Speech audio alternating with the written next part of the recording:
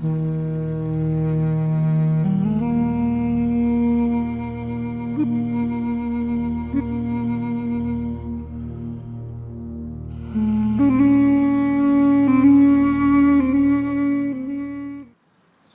ver,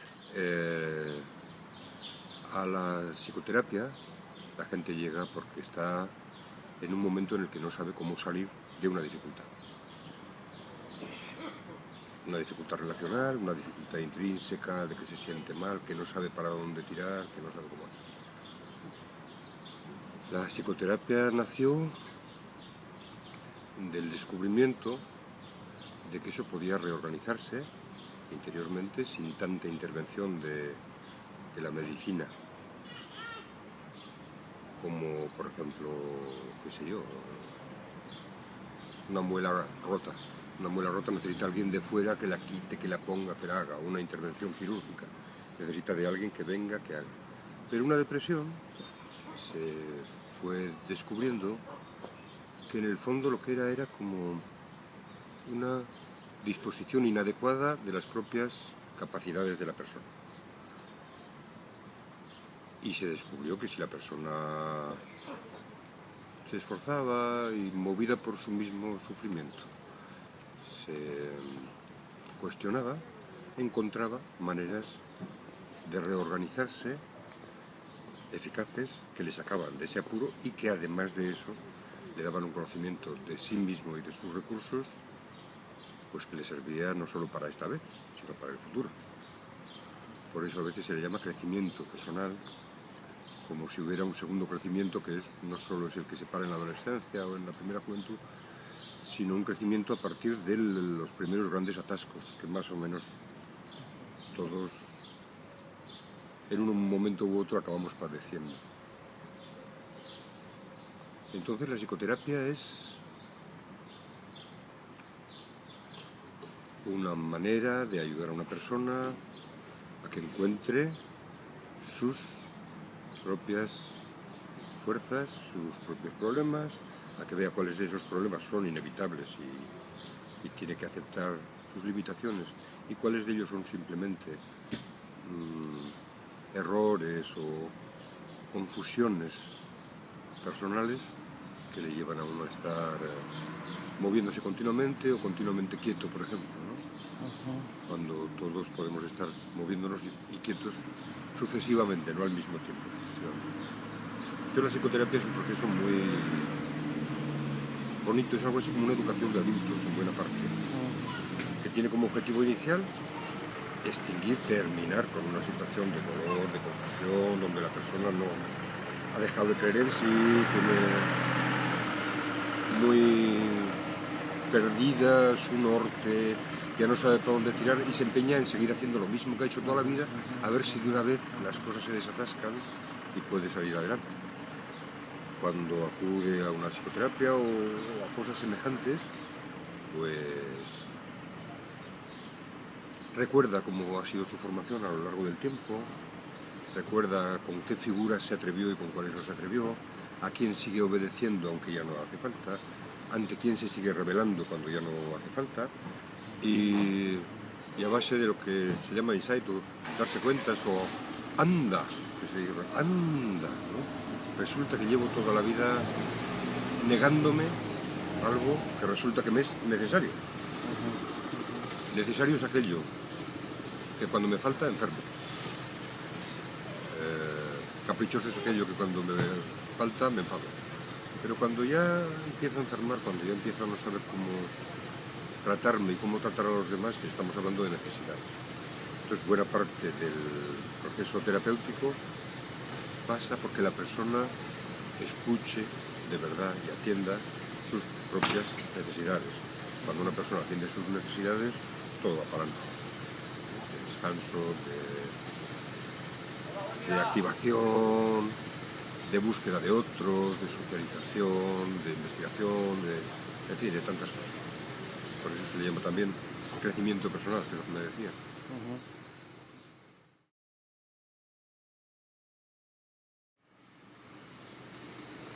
A ver, la psicoterapia, el nacimiento de la psicoterapia contemporánea, moderna, tal y como la entendemos, pues se sitúa eso, en Freud, ¿no? Comienzos del siglo XX y una serie de gente que empiezan a investigar con simplemente hablar y dejar hablar a la persona, escuchar, dando una verdadera libertad y una buena escucha, y al mismo tiempo una interpretación, crear una especie de primer mapa de por qué, cómo y en qué una persona en su mente podía confundirse, equivocarse, quedarse corto, quedarse largo. Fueron gente con el afán científico del principio del siglo XX, donde casi todo buscaba ser explicado, ser bien explicado, ser catalogado, ser bien catalogado, encajar en un esquema general. Había una ambición general de la física, de la biología, de todo, por llegar a un conocimiento, digamos, casi último de las cosas. Pues el psicoanálisis creó un mapa muy interesante, extraído en su inmensa mayoría de la observación de los pacientes, y interpretó todo eso y creó una idea. Las personas tienen una instancia que se llama el yo, luego el superyo, luego el ello, y hay una serie de métodos directos que emanan de eso, como por ejemplo, di todo lo que se te pase por la cabeza.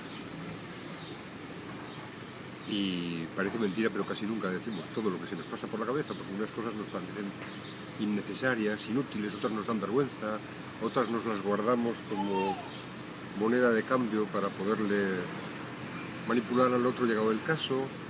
La tranquila sinceridad de decir quién somos es algo que cuesta alcanzar. Y estos se dieron cuenta de que eso era uno de los factores de los cuales se podían ayudar para hacer una psicoterapia.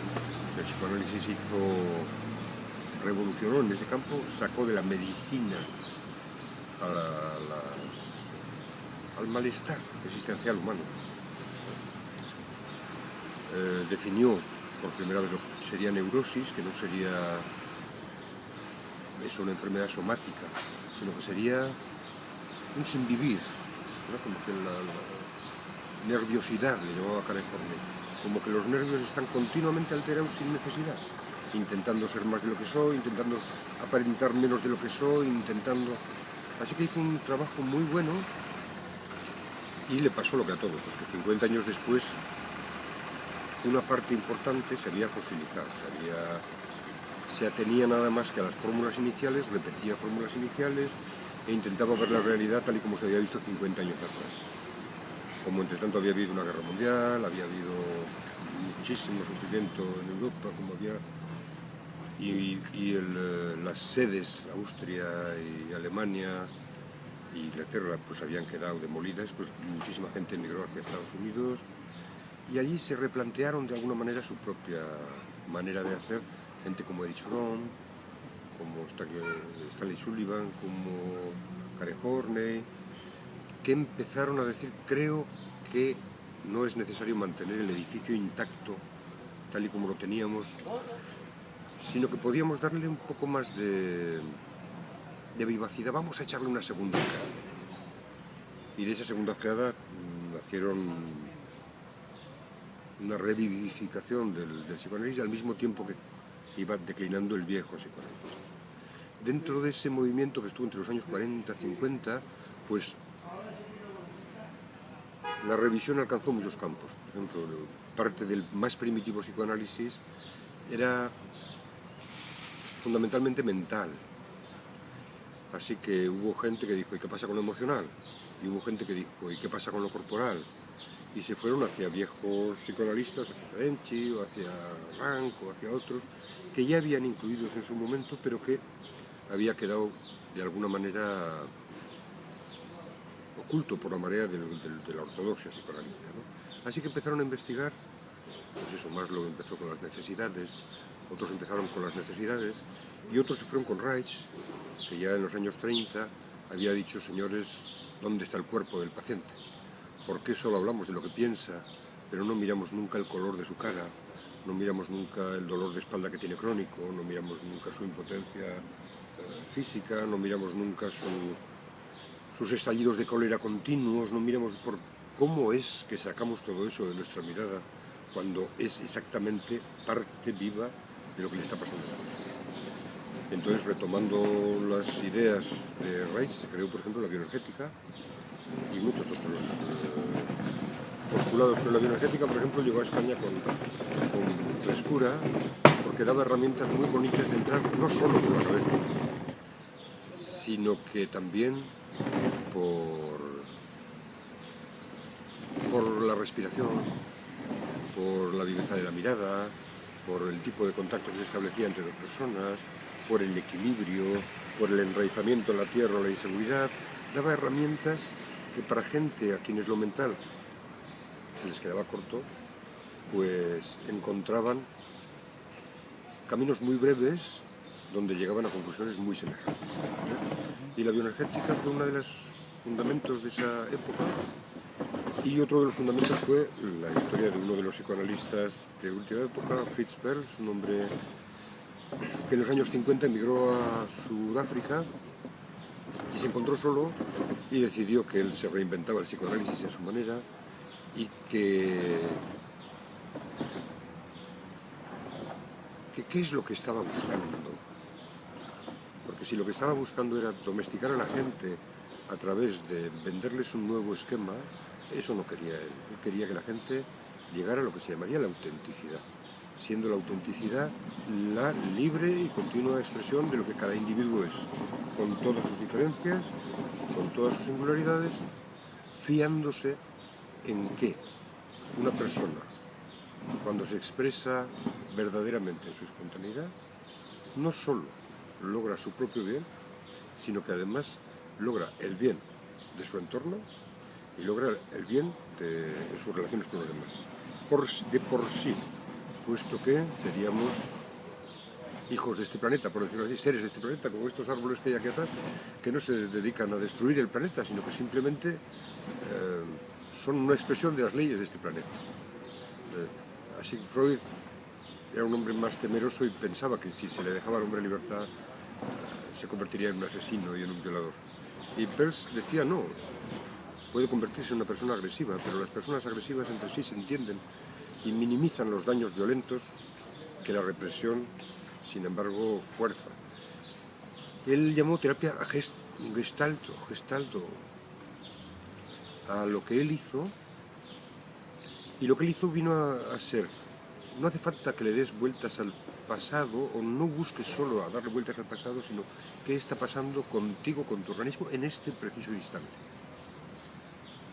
¿Estás comportándote de acuerdo a cómo te sientes en este momento? ¿O qué estás evitando? Si en este momento, si yo soy una persona que siempre sonrío, ¿qué está pasando en este momento de sonrisa? ¿Es una sonrisa real o es una sonrisa forzada? Y si es forzada, ¿a qué viene en este momento? ¿A qué responde?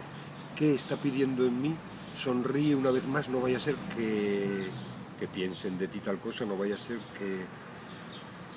Así que él buscaba la autenticidad, y como era un hombre que tenía eso en grandes dosis,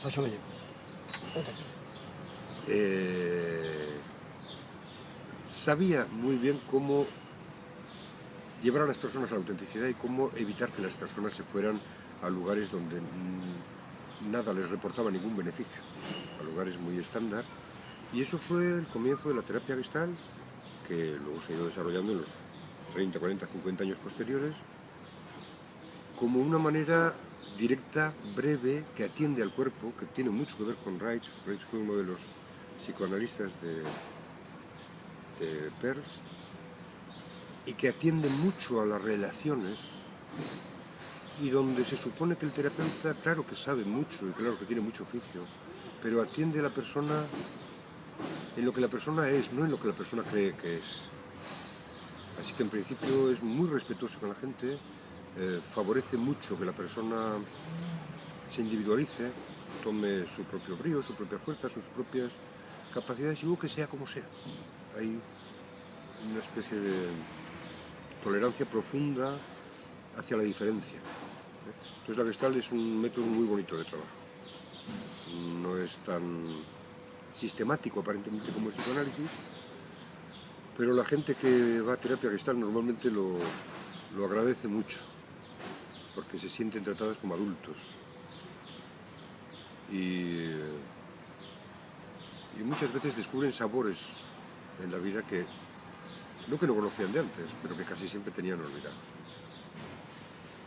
Bueno, sobre eso luego han llegado muchas más cosas. Esto en los años 80, 90 en España, por ejemplo, pues fue una gran punta de lanza. Desde entonces han venido muchas más cosas. Vino la PNL, han venido cosas de coaching, vino mucho la cosa de sistémica y se han ido creando síntesis continuamente, pequeñas síntesis nuevas, porque la psicoterapia está muy al día, porque si se queda atrás con respecto a la sociedad, no tiene nada que ofrecer. La sociedad no puede comprar algo de algo completamente fosilizado diciendo esto es la verdad. Así que hay continuas síntesis que se van haciendo de una manera muy...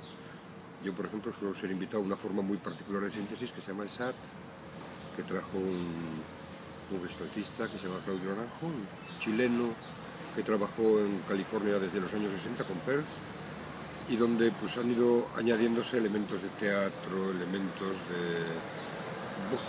de todo, incluso de lo que en tiempos se decía o conductismo o psicoanálisis o gestalt. No, todo vale, todo tiene aportaciones útiles. Hay algo de utilizar lo que es útil, no importa de dónde venga, mientras las sumas no sea un revoltillo, sino sea una suma congruente que a la persona le permita ir hacia adelante. Así que, ¿desde dónde la psicoterapia? Bueno, en fin, hay tantas formas, pero la psicoterapia en sí despierta el interés por la psicoterapia y si un paciente se compromete, tiene mucho que encontrar, lo que quiera que sea.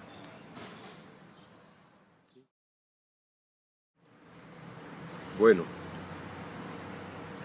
toda relación de ayuda es una relación de a dos, es decir, una relación entre dos personas que llevan su propia carga y su propia dificultad y su propia manera de ver las cosas y su propia manera de entender qué es bueno, de qué manera se aprende, pero claro, el de enfrente no es uno mismo. Así que muchas veces nos encontramos que la relación de ayuda en sí misma es el enigma esencial de la terapia, no tanto encontrar qué es lo que le pasa a la persona, sino esa persona y yo cómo vamos a hacer para que esa persona pueda encarar de una manera efectiva sus propias cosas y yo a mi vez no salga dañado, hecho polvo y agotado. En terapia normalmente lo que hacemos es supervisión, se anima siempre a la gente, a los psicólogos, a los terapeutas, desde siempre se ha animado a buscarse un grupo de referencia o un psicólogo de referencia o alguien de referencia ante quien poder hablar con libertad de qué es lo que me está pasando cuando estoy trabajando, tanto en los momentos de éxito y de claridad como en los momentos de duda. La persona que nos ayuda nos escucha y, llegado el caso, nos da, si así se lo pedimos, su propia opinión o su propio punto de vista y muchas veces ve en nosotros puntos un poco ciegos que nosotros no vemos. Por ejemplo, no paras de intentar ayudar, te estás convirtiendo en la madre de ese paciente o le estás exigiendo lo que no debes o el tono que utilizas siempre es el mismo y parece que por ese lado. Es decir, que nos van... Por un lado es muy operativa, es muy operativa de cara al trabajo. Ayuda a minimizar el tiempo perdido, los riesgos, los errores, pero al mismo tiempo enriquece la forma de pensar del que está siendo supervisado, del terapeuta, del enfermero, del profesor. El profesor parece mentira que no esté puesto pues, por ley casi, ¿no? Que esa parte tiene que estar recogida porque están continuamente con chavales nuevos. Bueno, en fin, el trabajo social, toda esta gente que está en primera línea tratando con gente y que muchas veces interiorizan yo tengo que ser suficiente para esto y se obligan a ser incluso por encima de sus posibilidades. Y muchas veces aparece eso, el burnout o eso, el síndrome del ayudador quemado, que pone tanto que finalmente se acaba quemando a sí mismo. Eso pasa con los mayores, con los niños, con tantas cosas. La supervisión, el acudir a la terapia, cualquiera de las formas que se busquen los grupos de encuentro de profesionales o entre profesionales. Primero, nos ayudan a oír puntos de vista además de los nuestros. Y eso nos permite en ocasiones incorporar técnicas o abordajes que de otra manera no... que no es lo mismo escucharlos y verlos que leerlos, por ejemplo. Aunque leer siempre es necesario. Y de alguna manera también nos ayuda, yo creo, el recordar que somos terapeutas o psicólogos o ayudadores, porque ese es el rol social que estamos manteniendo. Pero que eso no nos quita, en algunos momentos, poder decir también yo requeriría de ayuda, también yo me puedo beneficiar con la presencia de otra persona ante quien ponerme en el mismo lugar en que se está poniendo la persona a quien ayudo, mi paciente, mi tal. Volver a sentir las mismas sensaciones de inquietud, de reverencia, de miedo, de obediencia extrema, de rebeldía, que está sintiendo la otra persona. Y eso nos permite ser empáticos de verdad. La empatía, la compasión, como le queramos llamar, latir de alguna manera al mismo tiempo que el otro. Cuando se late como el otro, las cosas van mucho más rápidas, mucho más certeras y mucho mejor. Pero eso no es un esfuerzo, no se logra por esfuerzo, se logra dejándonos vencer un poco por la vida, dejando que la vida nos diga estás forzándote demasiado, o estás durmiéndote en los laureles, o estás aislándote mucho de otros compañeros de profesión y podías estar en este momento reviviendo. Es decir, yo creo que tiene muchas ventajas. Tiene una ventaja técnica, tiene una ventaja personal, tiene una ventaja con respecto al rol que ocupamos, sana la relación con el paciente, porque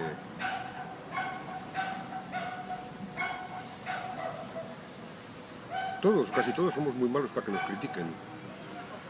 Y si tenemos una profesión en la que nos sentimos, como casi siempre nos sentimos, obligados a devolverle la salud a alguien, que nos digan algo, aunque lo oigamos con muy buenas orejas, normalmente nos pica y no siempre podemos aprovecharlo. A veces hacemos con ello un pequeño cuerpo, lo metemos adentro, nos lo tragamos, lo vacuolizamos y lo expulsamos casi igual, diciendo yo podré, mi padre. Yo creo que ese tipo de cosas son las que tienen cabida en un proceso de seguimiento, de revisión, de creatividad, de descanso, de mejora profesional. Es decir, para mí, comentaba antes que en las formaciones, por ejemplo, de terapia gestal, hay gente que después de 3 años de aprender, quieren estar 3 años de ayudantes, de observadores, de ecoterapeutas. Y dicen que es cuando más aprenden. Porque por un lado están estableciendo las estrategias a seguir con respecto a los pacientes y por otro lado son a su vez pacientes de los propios terapeutas. Y ese lugar da posibilidades de síntesis muy personales. Uno va sintiendo poco a poco que es verdad eso que se dice, de que si uno es uno mismo, las cosas es cuando mejor van. Que si uno se empeña en ser otras cosas que no es uno mismo, cuesta mucho. ¿Y por qué dejar de ser algo tan excepcional como yo mismo, como tú mismo, como ella misma, ¿no? Yo creo que esas son en estas cosas de SAT, por ejemplo, que nacieron en principio como formaciones para terapeutas no solo de gestal, de muchas especialidades. Al cabo de los años, Claudio Naranjo, dijo, bueno, muy bien, pero ¿y los profesores? Hay muchos más profesores que psicoterapeutas y además tienen a los niños en sus manos, tienen la posibilidad de sembrar esta sociedad con semillas de respeto real, de alegría real, de límites reales.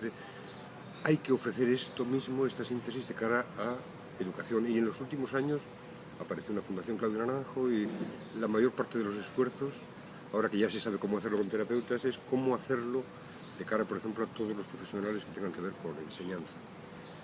Y está siendo interesantísimo, porque los profesores, a su vez, saben mucho de cómo enseñar, saben mucho de cuáles son las pegas con los profesores. Es como una enfermera sabe a veces más de cómo tratar a los enfermos que el médico, que sabe cómo curarles, pero el tratarles, el trato día a día, la gente que ha estado en situaciones de ayuda a cárceles o de ayuda en la droga o de ayuda, saben un montón, saben cosas que los terapeutas no sabemos, pero al mismo tiempo merecen que no sean solo la punta de lanza que siempre se oxida, se desgasta de tanto estar ahí delante, sino que tengan un sitio para atrás y digan, me renuevo y vuelvo a ir hacia adelante con fuerzas renovadas, perdiendo menos energía, siendo más eficaz y permitiéndome de vez en cuando decir, con esto no puedo, que son cosas que se aprenden en supervisión.